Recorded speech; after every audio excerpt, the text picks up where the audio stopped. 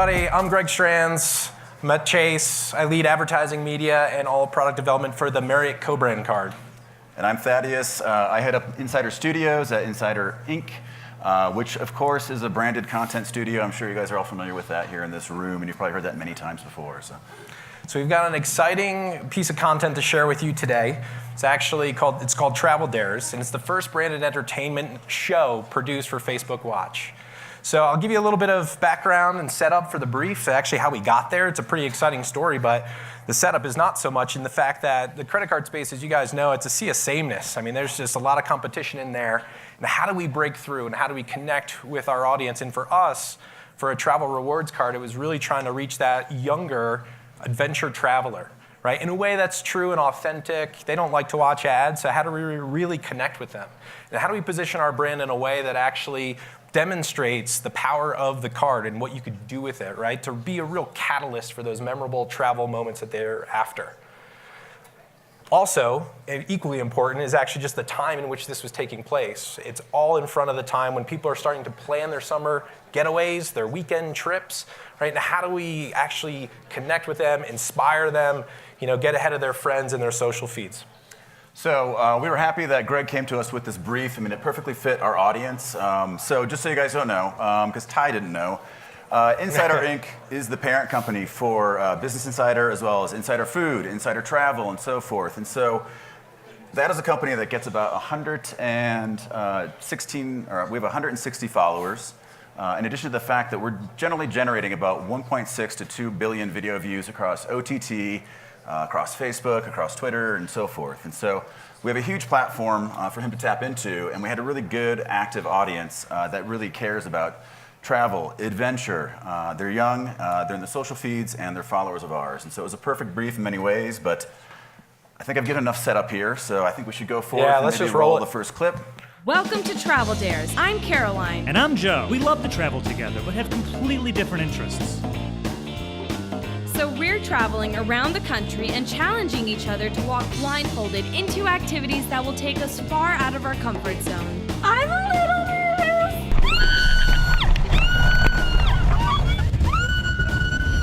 I have tears in my eyes. Oh my God. Oh, Caroline, you're crying. At the end of each episode, we'll give each other a grade based on how we did with our travel dares. Yes! That's what I'm talking about. Come join us as we discover hidden gems across the country. Yeah, so there you have it. I mean, the results speak for themselves. I mean, 1 season, 8 episodes, in over 39 years of actually watched video. I mean, it's crazy, 39 years. You guys can applaud. I think the Facebook people would love if you applauded that, right? That's a lot of hours. For those Patriots fans, Tom Brady's only 41, just letting you know. But we actually built 250,000 followers for this series, people that actually tuned in to say, hey, let me know and alert me when the next one's coming out. So it was an untested platform. There was some risks, but it was all calculated, and it worked out. Interesting thing here, too, is that while it performed extremely well on Facebook Watch, also had a great amount of long tail on YouTube as well. And so even to this day, we continue to add to that hours count as it continues to resurface in YouTube and in search and so forth. And so, but without further ado, I want to get to more of the case study aspect of this. And so what did we learn along the way? Are we fucking geniuses? Did we invent? Did we break the code here? What did we do that was so goddamn special? Is the swearing bothering you guys? I'm sorry. It's Utah. I know it's Utah, so I don't know how it's... All right, so I think the consensus tends to be like every time a new format comes out, whether it's TikTok or Vine or whatever, that you need to throw out all the rules and completely reinvent how you make video. But I think looking back at the case study and trying to figure out what worked and what didn't work, what we learned is that basically what's old is new again, everything's kind of the same. And so with that, I want to walk you through a couple different, like a playbook of sorts that maybe you can take into your own lives, your own careers, and use it when you approach a new content. Yeah. Just in the essence of time, because I know NBCU covered a bit of this yesterday around just branded entertainment. If it doesn't exist, you need to create it yourself. So like P&G with the soap operas, knowing your audience and getting in front of them with quality content, if you believe soap operas, at least at the time, certainly quality. But look at fast forward, even the Lego movie, it's a 2-hour ad, right? And so everything is awesome. You know, you guys might not even be the audience, but you know about it, right? And that's what we did for us here. And so, first rule, brand entertainment, if it doesn't exist, create it. Another thing that we noticed that worked really well for us was packing prime time, is what we kind of like to call it. And so, back in the day, TV was fantastic at this. And so, I don't know how many Suddenly Susan fans we have in the show of hands. Anyone too embarrassed to admit it? You're not too embarrassed to admit it. Good for you, because you actually in the minority. I hate to say it, but. So what we mean by packing prime time is, Suddenly Susan, when it followed Seinfeld, was the 6th rated show in America. Once they moved it to Tuesday and it no longer followed Seinfeld, it quickly became the 68th rated show, basically an average show that quickly faded. I'm sorry again for you, but so how does that necessarily apply to like algorithm-based, newsfeed-based content marketing, right? And so what that meant for us is every episode of Travel Dares that we made sure that we were looking into the different channels that we had on Facebook and then plowing that content into those channels. And so if our heroes, or the Caroline and Joe, were out there tasting a new ice cream of some sort, some crazy ice cream in Portland, we made sure that those episodes appeared on Insider Desserts, Insider Travel, Insider Food. In addition to, when she goes swimming with the otters, which I think you guys saw there, we made sure that was in Insider Pets and so forth. And so what that allowed us to do is surround this unknown content with content that we surrounded this like unknown content with like an audience that we knew would really be primed for it, right? And so engaged and ready to go. Yeah. Star power. So as I understand it, Ellen and The Rock host everything on television at the current moment. But these are not without reason. They're extremely popular, huge, kind of broad reach. They're going to pull in every demographic, every age group, but Greg's brief was not to pull in every demographic and every age group. And so we need to go back and think about, Insider, who are our celebrities, who are our influencers? We have people who you may not know the names of, but they have been viewed over like 1 billion times this year. And so, and it works with Liza. Think about that. They took her and they pulled her, Liza, is that how you pronounce her name, or is it Liza? I don't know if there's an alternate pronunciation, but they took her and put her on Double Dare on Nickelodeon to really kind of bring that crowd over there off of YouTube and on Nickelodeon. And for us, I think it was key to make sure we got the right mix of hosts for Travel Dares for the Chase Marriott content. And so if you want to roll the next clip, just to give you some sense of like who Joe and Caroline are and kind of why we pulled them in. I'm Caroline. And I'm Joe. How you doing, Internet? Yeah, I'm gonna eat it.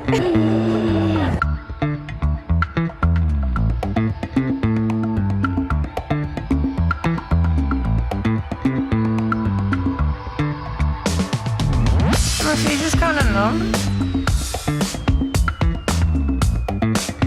This is delicious.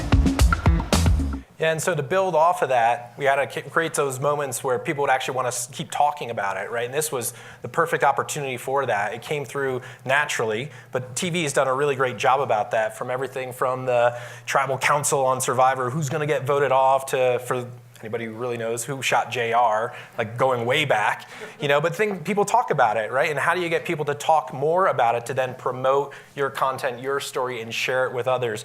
And Travel Dares did a great job with that, from the, I want to go there, we have to do this, tagging friends, and just pulling it through. People just want to engage with it. And also, I think the next, if we have another. JR was just a dream, right? He wasn't actually shot, or anyway, but in Survivor too, perfect kind of water cooler thing is the fact that I worked in an office in New York in 2000. I never saw a single goddamn episode of the show, but I knew everything that was going on in the whole entire show. And I think, The Bachelor is similar in that regard.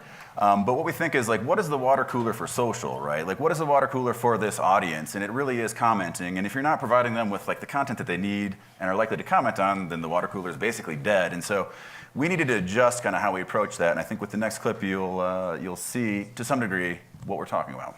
Was it the Waltons that was the dream? It was the Waltons, that's right. Yeah, so here we're just featuring things that seem obtainable. It's not too over the top. It's not a crazy cruise out in the middle of the Mediterranean that's super expensive. It's got visually stopping power to connect into, to say, what is that? I want to learn a little bit more about it. But just overall, it's just that aspirationally attainable, interesting content to really draw you in and start talking about it. Another thing that would also prime the water cooler is, these are things that are quite local. So we have something that's in Salt Lake City, and we'd find that people in Salt Lake City would also comment on this and say, like, did we hit the mark? Is this the best place to go see? Is it not? And so you'd get a lot of conversation around that too. And so the last rule we'll leave you with here, the last thing that we kind of learned is that flow and familiarity also applies with Facebook watch shows, right? These are 8-minute, 11-minute shows, but we did need to make sure that we were doing them and producing them in a way that was very kind of recognizable to the reader, right? So or the viewer, we were priming them.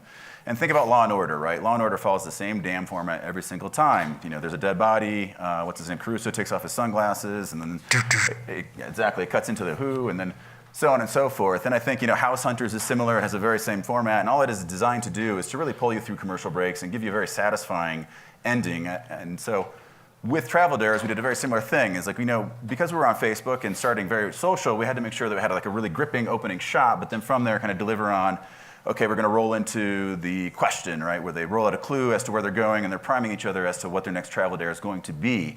And then from there, we have we would put little blindfolds on them and drive them to the destination, kind of having a little banter back and forth. And then there'd be a big reveal, of which Caroline was always very good at in terms of screaming and yelling. And then we'd have a nice establishing shot. They would go and do the amazing thing, have a great time. They would get back to a Chase Marriott hotel, I believe, and would then from there kind of rate each other as to how they did and have a nice recap, right? So all a very satisfying kind of format that played out again and again, and really, we found, led to extreme amount of view time, which of course will get you the 343,000 hours of viewing, right? So yeah, just to wrap it up, I mean, great success with this series. We've got that audience primed, wanting more, waiting to see what's going to happen next. And so the formula was working, right? We found that authentic way to plug into our brand from, the hotel reveal to just some modest card swipes when they're actually buying some lunch to talk about it, Mm-hmm. But nobody likes to just watch a card swipe, right? But it just felt natural and very organic. And so the five keys, I guess, as we'll call them here, right? Again, if it doesn't exist out there, create it, right? It's branded content. It's not necessarily sponsored content. Leverage that cross-promotion to make sure you have the surround sound, you're fishing where the fish are, and you're reaching that audience. And you've got quality stuff out there, right? Make sure that you know what they are looking for, that you're satisfying a need, you're entertaining, you're creating a conversation, right? That's the water cooler topic comment there. Get people to plug in, get people to tag it, share it out, earn impressions, right? All that helps. And then lastly, just that repeatable format. People come to know with familiarity and they want more and they're looking forward to it, and it works. Okay, so we've left you with 2 minutes of time. We can either take questions. I know they also, we gave up break so that we could get up here earlier, so I don't know if we're going to go to break next or what may be, but any questions, any comments, anything along those lines?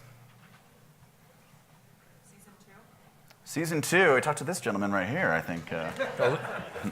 Start tweeting about it. Yeah, no. I mean, Travel Dares, is season 2 happening? What's going on? A lot of the comments on Facebook in the last episode do pertain to when is season 2 coming out and so forth, and so we're definitely having it in the works, and we're definitely planning it, so. All right? All right. Well, thank you, guys. Thanks, guys. Take care.